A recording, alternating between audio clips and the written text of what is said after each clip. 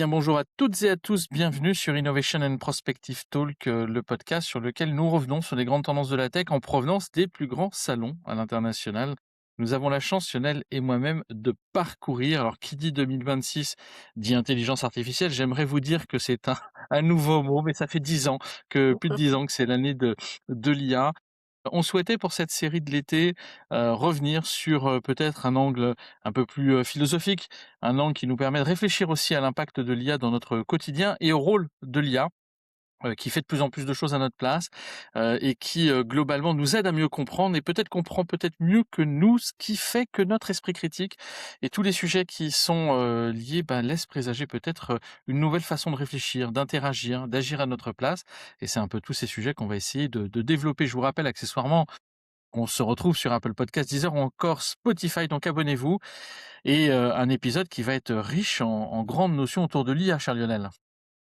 Oui, parce que l'IA, c'est l'IA qui agit, parce qu'elle agit depuis, surtout longtemps derrière nous, en tâche de fond, en back office et puis depuis 2022, elle agit, sous nos petits doigts avec, les chats divers et variés des différents, moteurs et différents opérateurs de cette IA. Mais en fait, elle commence et c'est bien le problème que l'on va essayer de soulever aujourd'hui, c'est qu'elle commence à nous aider à nous prendre et pour ça, on reçoit, Bertie Deleguer, qui est docteur en philosophie de l'esprit, spécialiste de l'introspection et de la connaissance de soi, et c'est elle qui va nous présenter un concept clé qui s'appelle l'introspection étayée.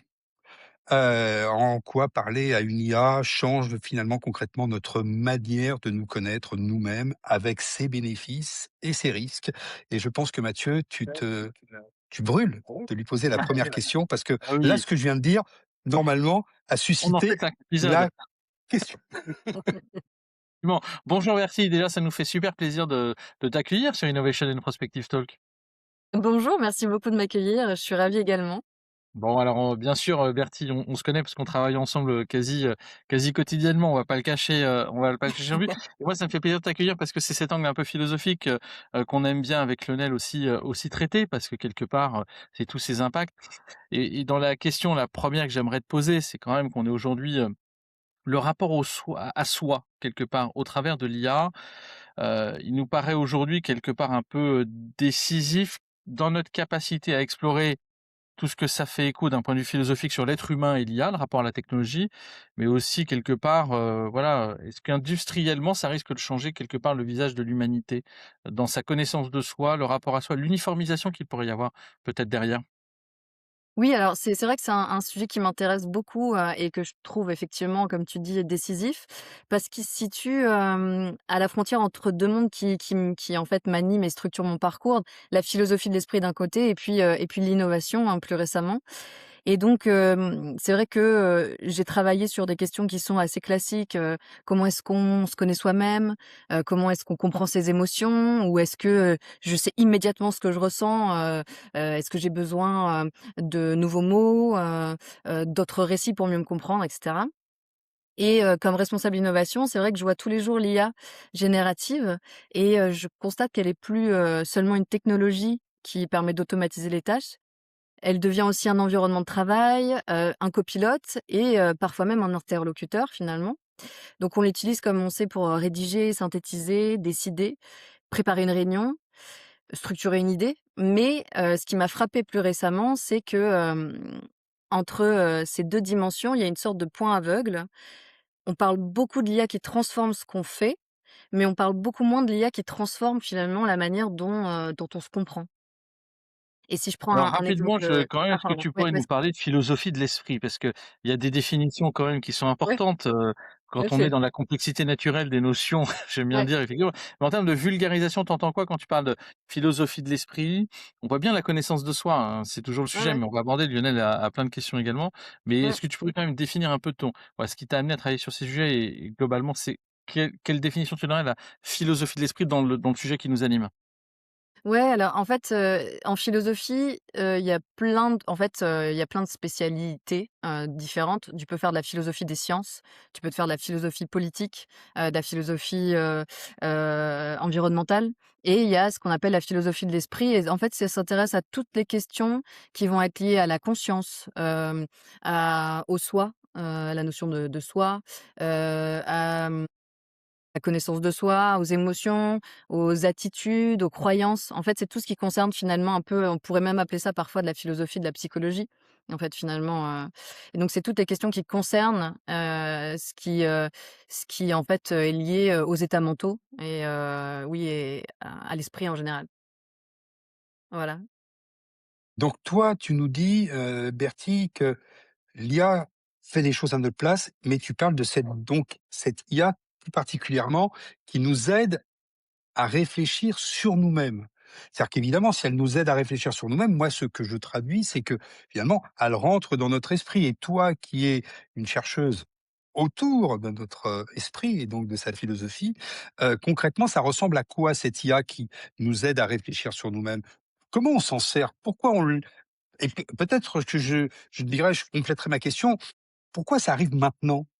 Mmh. Parce qu'il y a des tas de choses qui nous aident à réfléchir sur nous-mêmes depuis que l'on écrit, depuis que l'on communique, depuis que, on a inventé l'écriture, les livres, l'imprimerie, l'internet, enfin voilà. Pourquoi maintenant?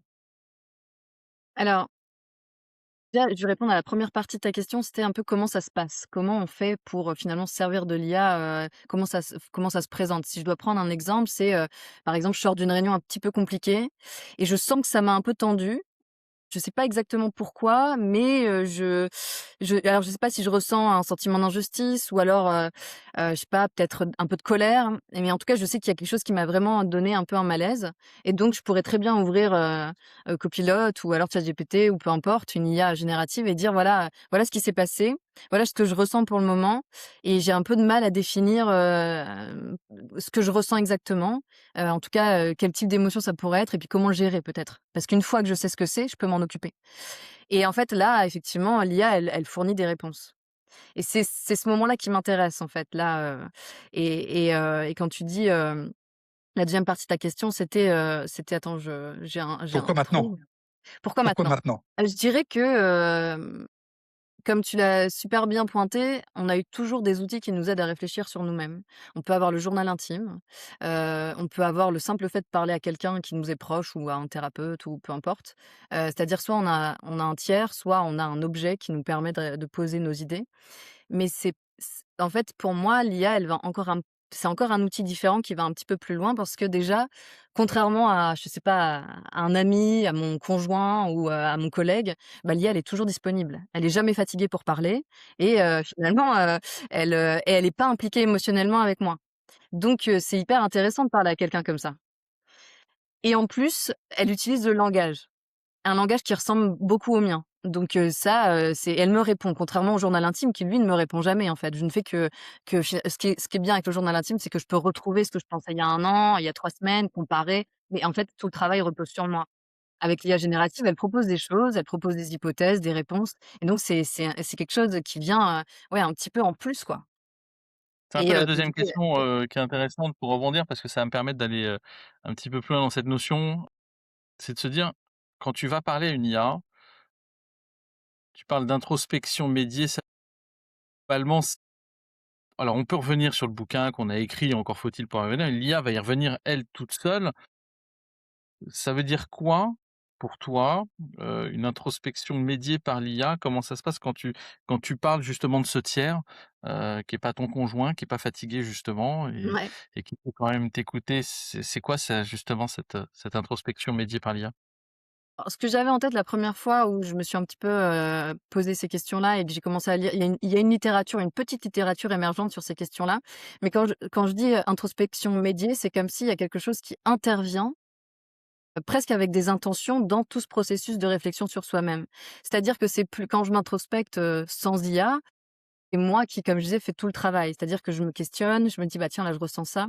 Est-ce que c'est de la colère?» Mais je compare, je fais des analyses conceptuelles, je me dis: «Est-ce que ça ressemble à la colère? Ou est-ce que ça ressemble à plutôt, un sentiment d'injustice?» Et du coup, je fais des comparaisons moi-même.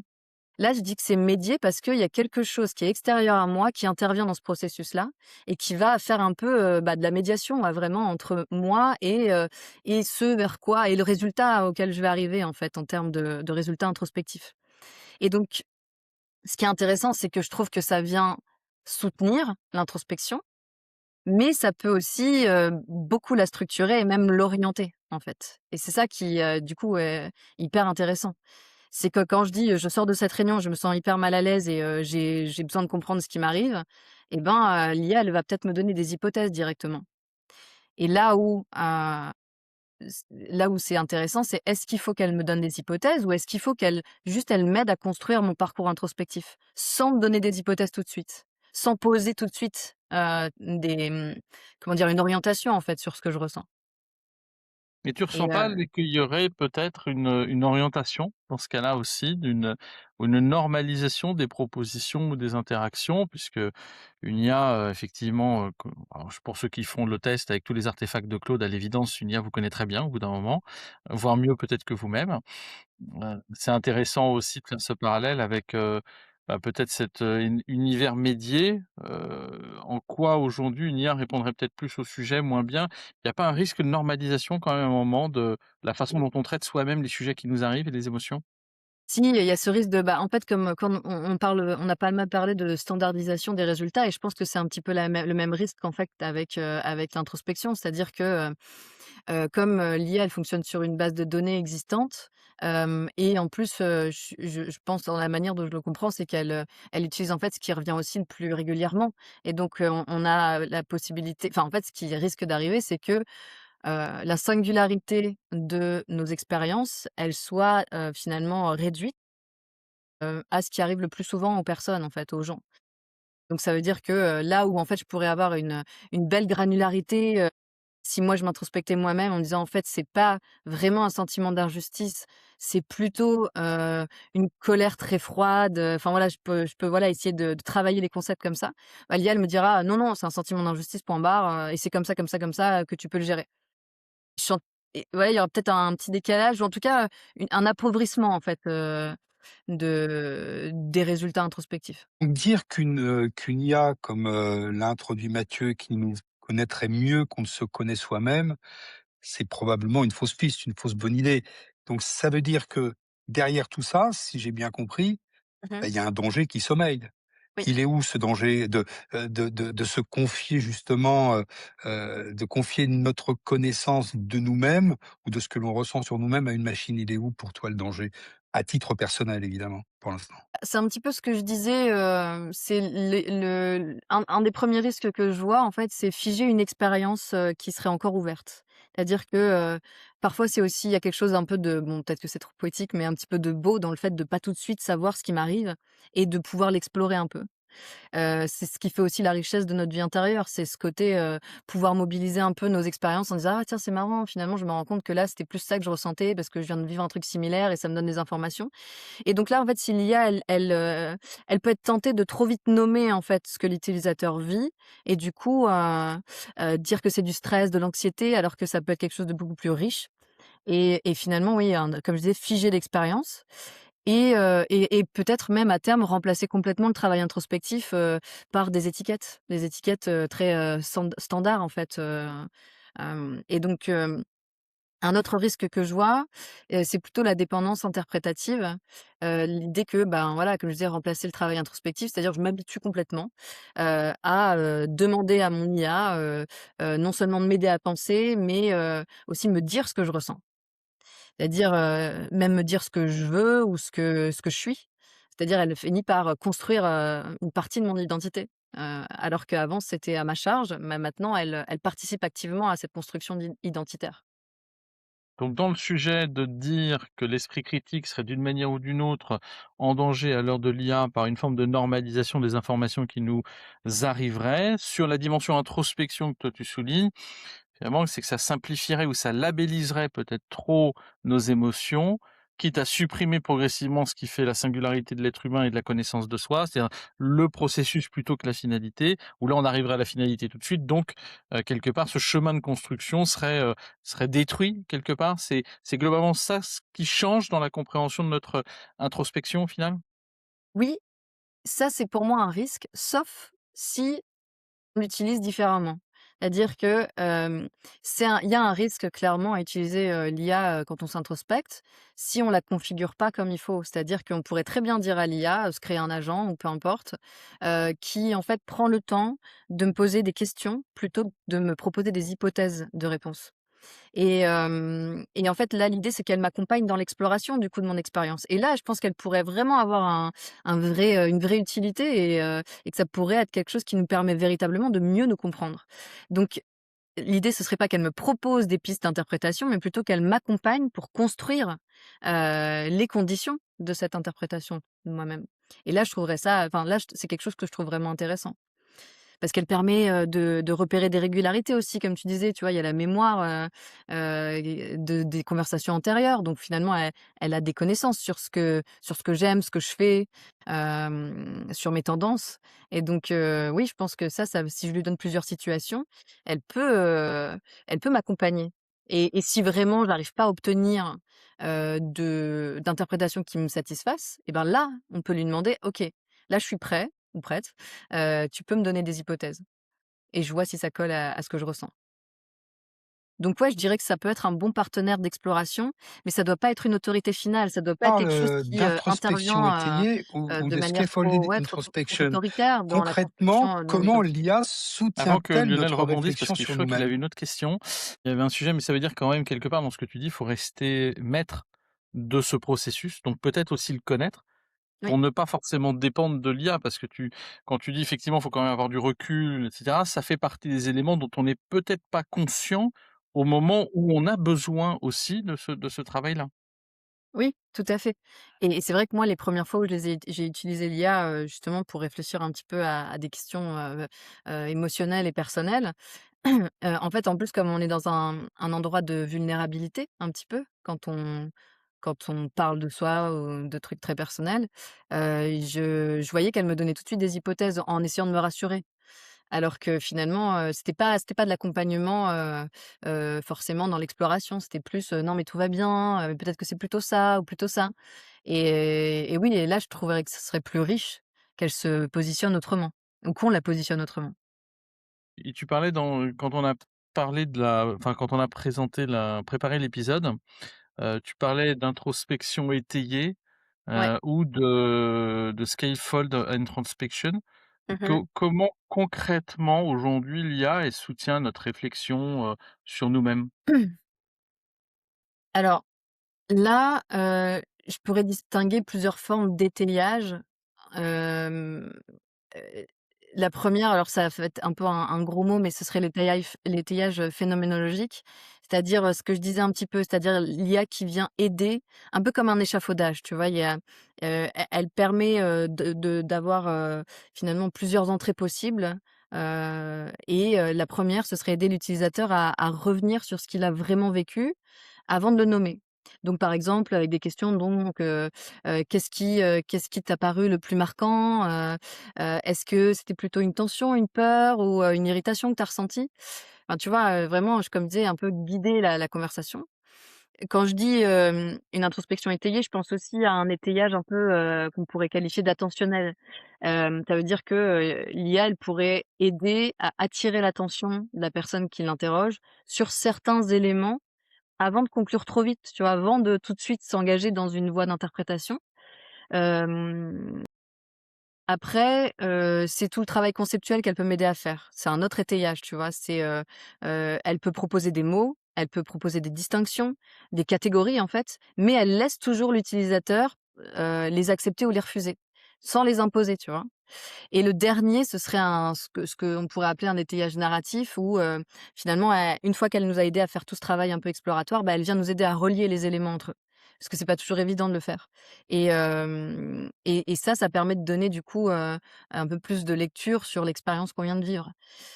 Voilà, donc c'est comme ça que je le que en tout cas, j'ai lu quelques-unes de ces idées dans la littérature qui émerge sur ce sujet-là. Et c'est vrai que c'est un petit peu cette idée d'échafaudage en fait, on vient pas, tout construire, on vient faire au fur et à mesure. Hop, on a quelques perspectives différentes et puis ça se construit, ça voilà. Pour nous, en tant qu'utilisateurs, j'espère que vous m'entendez après cette petite Oui. coupure indépendante de ma volonté, heu, Mais quel ça ne se verra pas bénéfice au montage. Ça ne se verra pas au montage. non, quel bénéfice justement, suite à ce que tu dis, cette introspection étayée, quel bénéfice peut-on nous, en tant qu'humains, attendre de cette IA qui nous aide à penser à nous-mêmes. Ouais, si je devais synthétiser ça, je dirais déjà c'est l'aide à la reformulation. On n'a pas toujours les mots, c'est parfois pas toujours évident, on a, ça dépend, un peu, mais on a des répertoires un peu lexicaux, parfois réduits, beh, par rapport à la richesse de ce qu'on peut ressentir et des fois on n'arrive pas à dire et l'IA, elle peut vraiment aider à mettre en mots, comme je dis, à distinguer, à clarifier. Un deuxième bénéfice, ce serait, la mise à distance parce que, quand on est pris par une émotion ou dans une situation, c'est difficile de se décoller de son expérience et je pense que le simple fait de devoir l'expliquer, alors à quelqu'un, mais là du coup à l'IA, ça oblige, déjà à reformuler les choses, à décrire. Donc c'est déjà un premier pas en fait introspectif et ça peut permettre aussi de créer un espace de recul, tu vois? De mise à distance et puisque je reviens à l'idée de l'accessibilité, en fait. Tout le monde n'a pas, à portée de main, un super ami, prêt à écouter, un coach, qui soit pertinent ou un mentor ou un thérapeute et voilà, l'idée de disponibilité, en fait, c'est quelque chose qui est offert par l'IA et donc je trouve que c'est un premier niveau d'accompagnement réflexif qui est hyper intéressant et facile, en fait, donc c'est pas un substitut aux relations humaines, je le vois pas comme ça du tout, mais mais ça peut être un point d'entrée introspectif, surtout que parfois on n'a pas envie de parler de certaines choses à son ami, à son collègue, mais on en a besoin quand même et du coup ça peut être, une belle voie d'accès, ouais, introspective.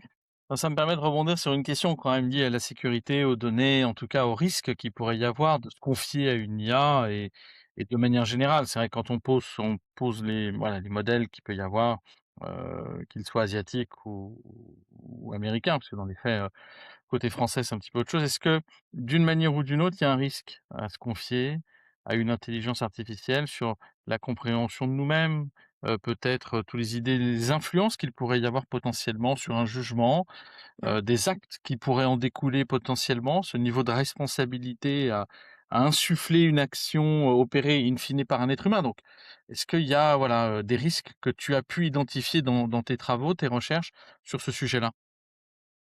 Alors je les ai pas encore, alors je les ai identifiés en partie, mais j'ai pas encore vraiment creusé sur ce sujet-là, comme je suis plutôt dans cette exploration de ce processus introspectif, mais je dirais que c'est quasiment les mêmes qui nous travaillent sur les autres sujets, concernant l'IA générative actuellement ou l'IA en général. C'est-à-dire qu'à partir du moment où on fournit de la donnée et surtout de la donnée personnelle à ce point-là, ah oui, pour moi, il y a des gros risques, que ça puisse être utilisé d'une manière ou d'une autre, à des fins, peut-être pas mal intentionnées, mais en tout cas, ouais, je pense qu'il y a un risque, de souveraineté à ce niveau-là, ouais. Mmh. Ouais, oui, la différence effectivement que, au-delà de la formation des modèles que l'on contribue à faire très certainement dans notre approche quotidienne et professionnelle, là on touche au sacro-saint de la personnalité de l'individu, Et ouais. de l'influence de la population avec et de la connaissance de soi, ce qui est quand même la singularité du cerveau de l'être humain, de Mmh. sa complexité biologique. Et oui et je pense que c'est alors après, j'ai envie de dire, c'est déjà il y a déjà nos données personnelles sont déjà utilisées, moi, je vois, par exemple, je me rends compte que si je parle de quelque chose, en famille, avec des amis, avec mon conjoint, j'ouvre Instagram après, j'ai exactement ce qu'il me faut, pour répondre à cette problématique, cette situation, voilà. Donc c'est déjà là. Mais je me dis qu'effectivement, si c'est en plus verbalisé de manière très claire et que ces données-là, elles sont accessibles, ah oui, oui, il y a un risque, majeur, en fait, et que ça mériterait que si cet usage, il s'avère être de plus en plus, présent, il y a nécessité de voir comment on peut se protéger face à ça, ouais. Oui, et puis on pourrait se dire aussi que, dans la façon dont l'IA est instruite, les biais qui ont été poussés, est-ce que quelqu'un, suite à ce que l'on vient de dire, je pose la question en l'air, non pas à toi, mais à ceux qui nous écoutent, est-ce que vous auriez envie de confier vos pensées intimes à une IA, chinoise ou à une IA, payée et financée par Elon Musk? Voilà, bon, la question, on sait que la réponse est déjà dans la question. Mais une toute dernière question, si cette Oui. transformation du rapport à soi est déjà en cours dans la vie personnelle, puisque finalement c'est une observation que l'on fait au quotidien et que ça devient ce confident qui, après l'internet que l'on avait dans notre poche, on a notre confident, notre psy, on a tout ça dans notre poche à travers les applications et notre smartphone. Pourquoi, va-t-elle devenir un sujet important dans le monde du travail et dans, le monde des organisations? Alors je pense que Je peux répondre en disant que, le travail, c'est un des lieux où on construit le plus fortement son identité. Au travail, on fait pas seulement des tâches, on se définit, comme compétent ou pas, créatif ou non, leader, pas leader, débutant, expert, et cetera et donc on se raconte une histoire professionnelle, sur soi-même, ce que je sais faire, ce que je vaux, ce que je peux devenir et l'IA générative, elle entre dans ces espaces-là. Parce qu'on peut commencer, par exemple, un ingénieur, il peut utiliser l'IA pour résoudre un problème technique, mais aussi pour comprendre pourquoi, il bloque relationnellement avec son équipe. Un manager, il peut l'utiliser pour préparer un feedback, mais aussi pour réfléchir à son style de leadership. Donc il va aussi donner des informations sur ce qu'il préfère, ce qu'il aime pas, comment il procède d'habitude, et du coup, on pourrait vraiment se dire hem que oui, ça va devenir un sujet organisationnel, majeur aussi et que la question ce sera pas seulement comment l'IA elle augmente ta productivité, mais aussi comment, elle vient transformer la manière dont les professionnels comprennent leur rôle, leurs compétences et puis leurs limites et leurs valeurs, tu vois? Ça, c'est je pense que pour moi, c'est la prochaine étape de la réflexion, c'est passer de l'IA comme outil de travail à l'IA comme une médiation de, l'identité professionnelle presque. Ce qui laisse présager un deuxième épisode si je comprends Ouais, bien. Voilà. tout à Bon, fait. bah, rendez-vous est pris, hein, pour cette série finalement, qui sera ponctuée de plusieurs épisodes. Voilà, poser les bases, hein, et je pense Mmh. qu'effectivement, alors au-delà du côté passionnant et excitant du sujet, on voit bien que les notions d'influence, de construction de soi et encore pour des êtres humains normalement constitués de 25 à 45 ans, 55 ans, on arrive encore à avoir un passif quelque part. Pour ceux qui sont nés dans l'intelligence artificielle, ça va changer quand même beaucoup de choses. Donc c'est aussi ce cheminement et la construction de l'être humain qui pourrait globalement en être impacté. Quelle place dans l'IA et la médiation personnelle à l'heure des maladies, cognitives et plus largement, mentales qui se développent de plus en plus, qui nécessitent, voilà, un accompagnement certain? Est-ce que l'offre des soins, aujourd'hui officiellement biologiques répondent à ce besoin? Je suis moins sûr. L'IA aura très certainement une place importante, ça fera l'objet du deuxième épisode. Tout à fait. Faut y aller. Pas forcément. Bah, alors, merci Bertille. Je rappelle Bertille que tu travailles notamment sur tous ces sujets, dans ton quotidien. Tu pourras peut-être d'ailleurs la prochaine fois nous parler aussi de la thèse, hein, d'ailleurs ce serait intéressant qu'on rentre un peu dans Avec l'origine de ce plaisir. qui t'a amené à réfléchir sur ces sujets. Mmh. Donc on se retrouve très vite pour un deuxième épisode, sur cette série, voilà, de l'été autour, de l'IA et de soi, soi en tant qu'être humain. On vous rappelle que vous pouvez vous abonner sur Apple Podcasts, Deezer ou encore, Spotify pour ne pas, rater, les futurs épisodes. N'hésitez pas également à partager cet épisode, à partager la bonne parole. Vous êtes toujours plus nombreux à nous suivre, on vous en remercie en tout cas. C'était un vrai plaisir, merci de t'accueillir et puis, Lionel, je note encore la voilà les questions précises et préparées, chirurgicales, heu, donc ce qui fait qu'on a tenu 30 minutes. Stick, c'est exceptionnel comme quoi un épisode préparé est un épisode structuré. On terminera par ça. Merci Je à vous vous remercie 2. beaucoup, On se retrouve très Mathieu vite. Bye Loniel. bye. Merci beaucoup. Salut. Salut.